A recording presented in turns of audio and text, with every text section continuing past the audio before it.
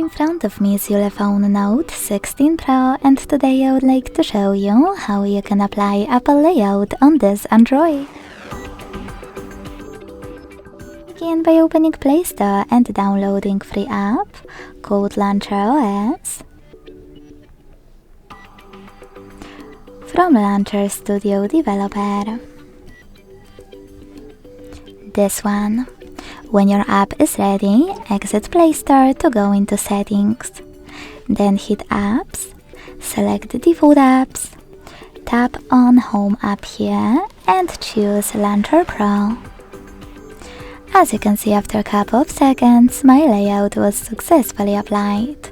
To make some changes, go into Launcher app. To go back to your default launcher, you need to access the same settings.